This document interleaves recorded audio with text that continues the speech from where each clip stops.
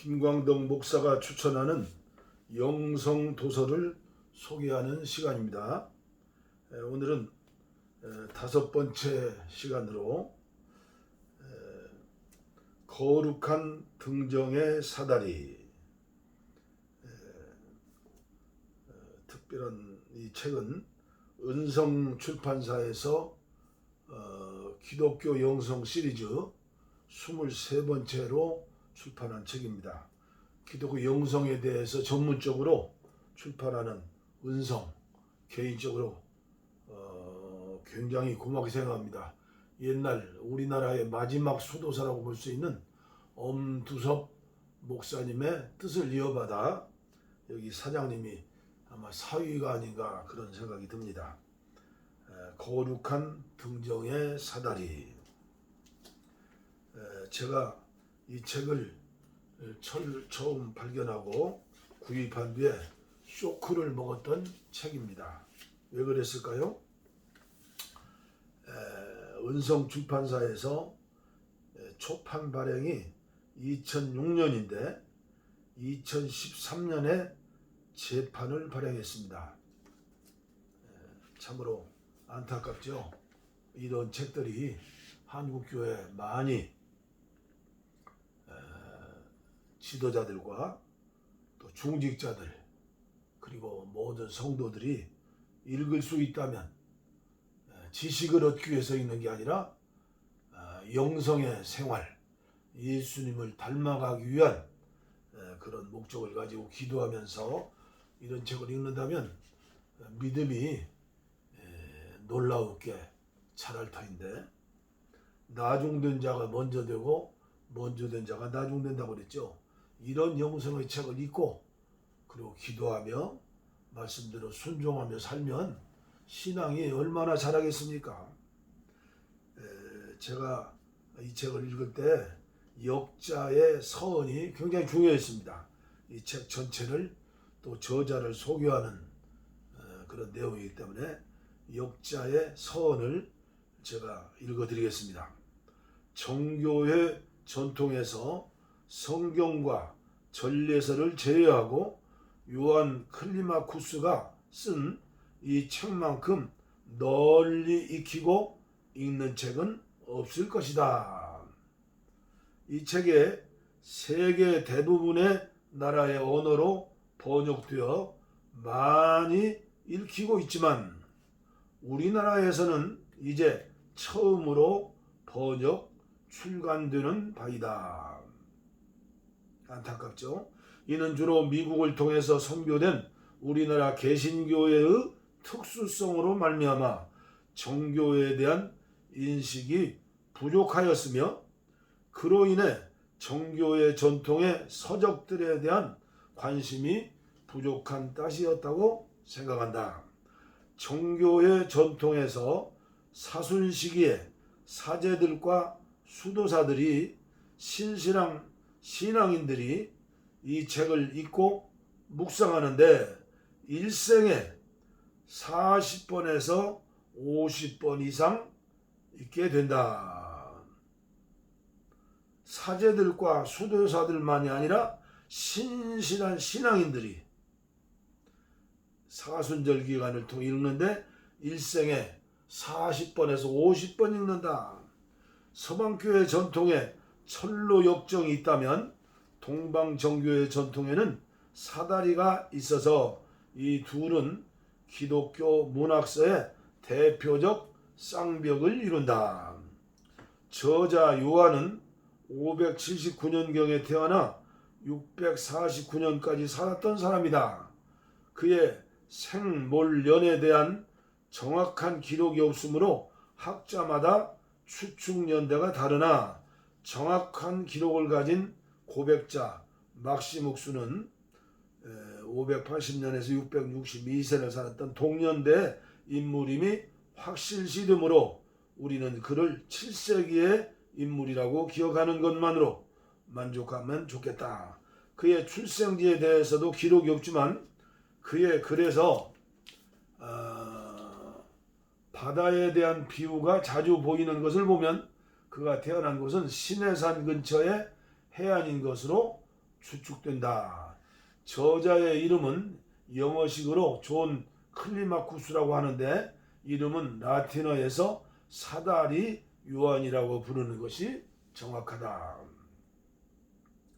정교의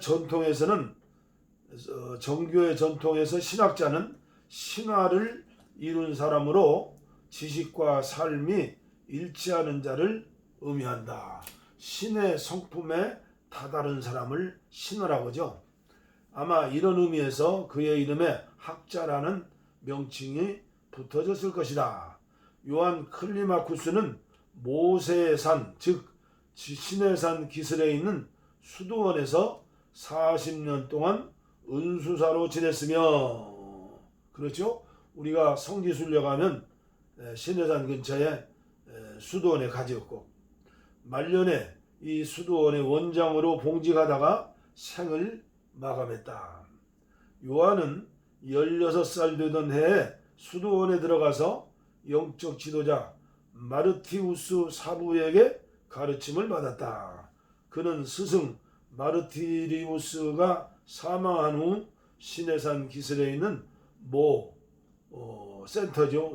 어머니들은 수도원에서 약 5마일 떨어진 톨라스로 갔다. 그는 거기서 살고 있던 한 무리의 수도성들 가운데 가까이 있는 동굴에서 40년 동안 독거 생활을 했다. 대단하죠? 하나님과 교통하면서 독거 수도 생활에서 을에 발생하는 정념들 중에 하나인 아케디아, 즉 영적 권태를 경험하였지만 눈물의 은사와 쉬지 않는 기도를 체험하기도 했다. 그는 말년에 자신의 뜻과 상관없이 모 수도원의 원장이 되었다. 이 시기에 인근 수도원에 있는 라이투의 요한수 원장의 요청에 순종하여 이 책을 집필하였다. 당시 수도 생활의 형태는 세 종류였는데, 첫째는 모 수도원에서 수도사들이 모여 공주 생활을 하는 형태이며, 둘째는 모 수도원 주변의 암자나 동굴에서 은둔과 독거로서 은수하면서 숨어서 수도하는 거죠. 특별한 전례에만 참여하는 형태. 또 하나는 은수사들 두셋이 가까이 있으면서 독자적으로 은수하며 서로 긴밀히 교제하고 상호 영적 지도를 교환하는 형태이다. 저자는 이 세 가지 형태의 삶을 모두 살았다. 여기서 모 수도원이란 시내산 입구에 있는 성 캐더린 수도원이다. 아마 한국에 많은 목사님들, 장로님들이 다녀오셨죠. 이스라엘 들어가는 그 에집트에서 중간쯤에 성 캐더린 수도원 있고, 모세 또 가시떨 불을 보았던 그런 가시떨기 나무도 있죠. 그 안에. 이 수도원은 유스티누스 황제의 통치 기간 중인 545년에 요새로 지어졌다가 수도원으로 사용되었다. 그곳에는 불붙는 떨기나무와 세계에서 가장 오래된 예수님의 변모상 모자이크가 있다. 산을 상징하는 상징들. 우리나라도 옛날에 60년대 기도원이 산꽃자리가 있었죠. 산을 나타내는 상징들. 성경 고고학자들에 의하면 이 산이 모세가 십계명을 받은 출애굽의 신의 산이 아니라는 것이 정평으로 받아들여지고 있다. 그럼에도 이 책의 저자 요한은 성경에 나오는 두 가지의 상징을 염두에 두고 이 책을 집필했다. 첫째는 산에 대한 상징이다. 신의 산은 해발 2285m나 되는 높은 산으로 출애굽기를 읽으면 그 모습을 상상으로 떠올릴 수 있다. 천둥과 번개가 치고 구름에 쌓인 어둠 속에 간혹 우뚝 솟은 정상이 보이는 산이다. 실제로 이 산은 풀 한 폭이 없는 붉은 돌산으로 생물이 도저히 살 수가 없다. 그래서 이 산을 두고 스스로 계시는 하나님이 아니고서는 존재할 수 없다고 해서 하나님이 계시는 산이라고 하면서 두려워했다. 모세는 백성들을 산 밑에 두고 홀로 산에 올라가서 40일 동안 금식하며 하나님이 계신 흑암으로 나아가 어둠 속에서 하나님을 뵙고 계명을 받아왔다. 인간의 생리적 기준으로 볼 때 도저히 이 산에서 40일을 버틸 수 없다. 그럼에도 그는 산에서 내려올 때 얼굴의 광채로 인해 사람들이 그를 직접 그의 얼굴을 볼 수 없을 정도였다. 그의 모습이 변화된 것이다. 이를 두고 성 마카리우스는 그의 신령한 설교에서 하나님이 세상의 음식이 아닌 천상의 음료를 마련해 주셨기에 생존이 가능했을 거라고 했다.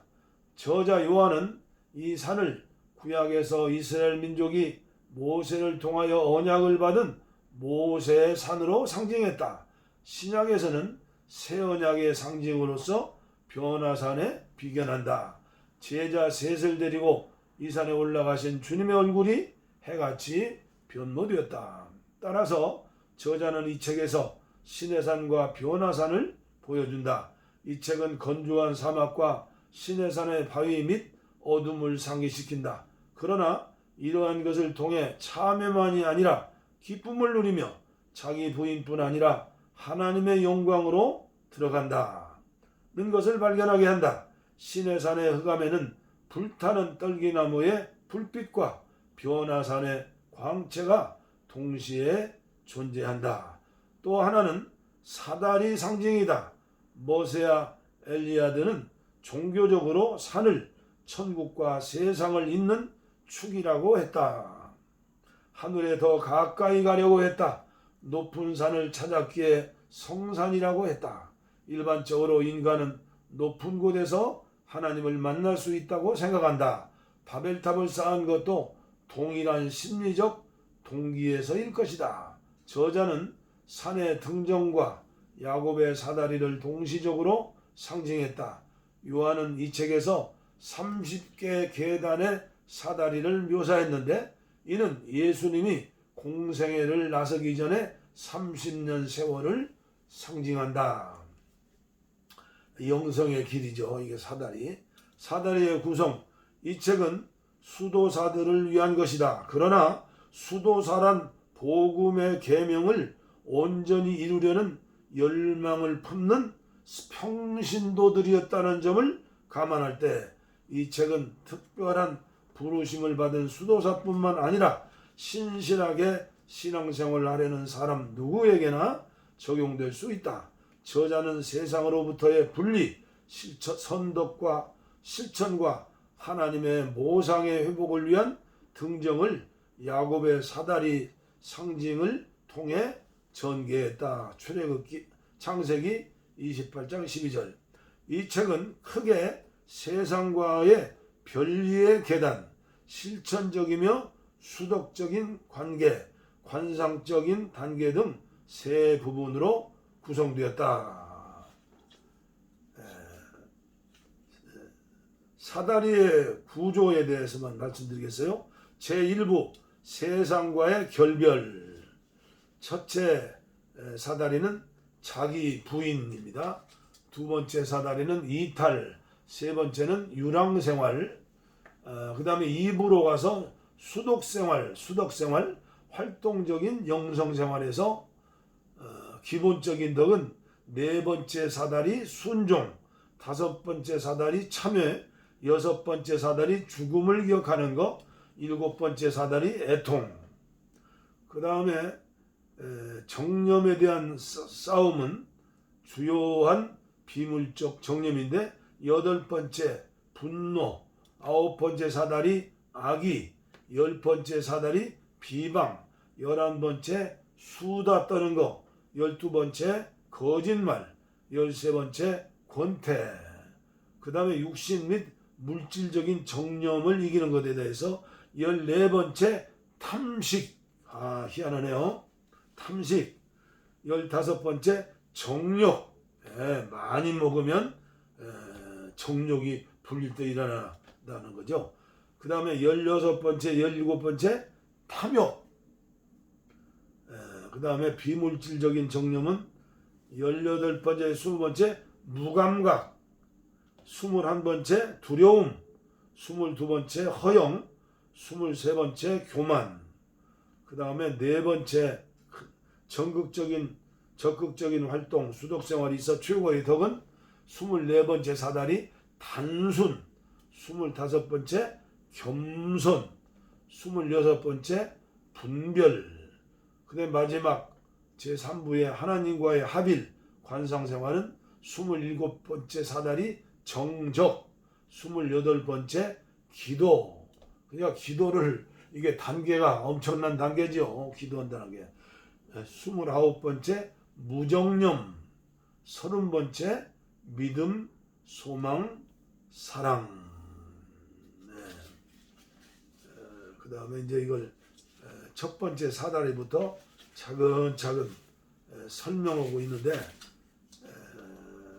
시간 관계상 생략하고 마지막에 간단히 요약한 권면에 대해서 말씀을 드리므로 이 책 소개하는 걸 마치도록 하겠습니다. 형제들이여, 열심히 사다리를 올라가십시오. 올라가기로 결심하십시오. 오라, 우리가 여호와 산에 오르며 야곱의 하나님 나의 발을 사슴과 같게 하사 나를 나의 높은 곳으로 다니게 하신 분, 하박국 3장 19절 분의 전에 이르자 라는 말을 경청하십시오. 우리가 다 하나님의 아들을 믿는 것과 아는 일에 하나가 되어 온전한 사람을 이루어 그리스도의 장성한 분량이 충만한 데까지 이르리니, 에베소서 4장 13절 라고 말한 사람과 함께 달리십시오. 그리스도는 세상에서 30세 때 세례를 받으시고 영적 사다리의 30번째 계단에 오르셨습니다. 이는 하나님은 사랑이시기 때문입니다. 하나님께 주권과 권세와 찬송을 돌리십시오.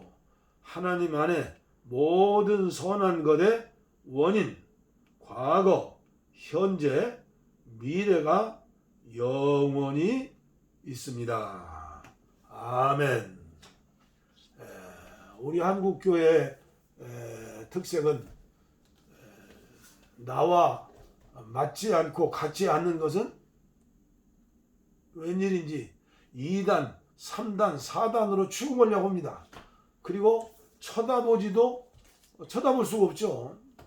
영적으로 깊은 세계에서 영성생활의 한 단계 한 단계 30계단까지 올라가는 게, 이게 동방정교에서 한 수도사 요한 클리마우스가 지은 게 아니라 성경에 나온 것들을 그들은 고독한 가운데 하나님과 교통하면서 체험하면서 이런 책을 저술했는데, 우리 한국교회에서는 이런 그 영적인 세계에 대해서 내가 거룩하니 너희도 거룩해라, 이게 신화 아닙니까? 이게 기독교 2000년 역사상에 수많은 앞서가는 영성의 사람들이 거쳐갔던 길인데, 우리가 그걸 완전히 무시해버리고 그저